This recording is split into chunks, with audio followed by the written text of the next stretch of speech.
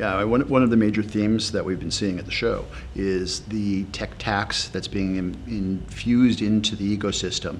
All of these players that are trying to, whether it's identity or SSPs or DSPs, that are coming into the industry and ultimately tying into the margins. And the challenge, of course, is that we have a contracting industry that's looking towards margins, and it's trying to figure out where growth is coming from. And these are undue pressures that are being put on media suppliers, and more importantly, the transparency that's necessary for the buy side. They want to be able to see, make sure that their dollars are being spent on media as opposed to middlemen. That's a good point. And what are the solutions, though, around that? Because as far as I can see, we need more accountability, we need better data.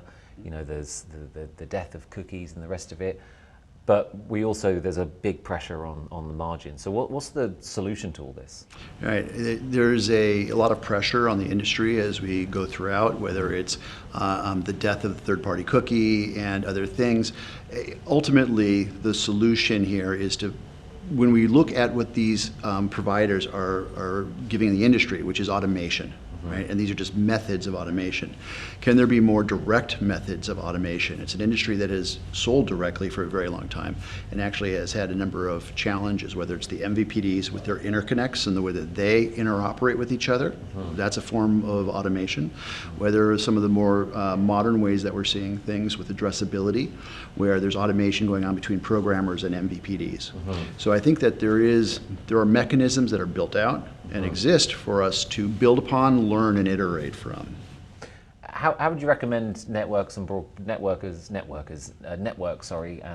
broadcasters sort of build a more efficient sort of future then? Do you see them working better together with technology stacks, like building their own maybe walled garden, if you like, around premium video? Do you see that sort of future?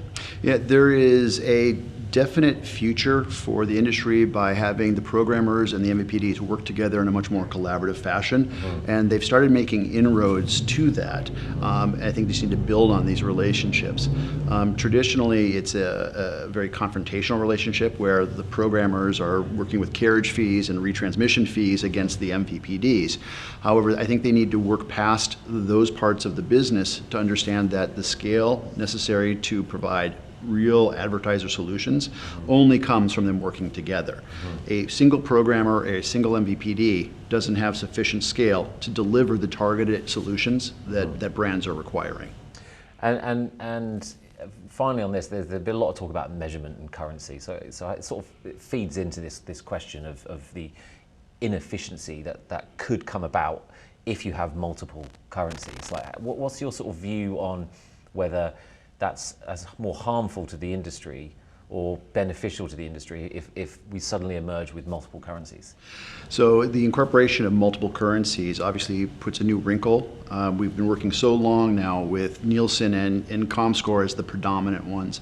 As we really break down what is a currency, it's a KPI and a delivery requirement put between an advertiser and the supplier. And that KPI should have flexibility. It should have variability because every campaign, every advertiser is different. Everyone needs a different set of parameters by which they need to deliver for their clients if it's an agency. So I think it's a healthy development, and more importantly, the incorporation of new companies, new concepts, new technologies helps thrive and drive innovation. And that's really, if you think about television as an industry, 60, 70 years old as it stands today, we need to innovate. This is a digital transformation that we're undergoing, and although we've done our work on computers, we haven't truly been digital.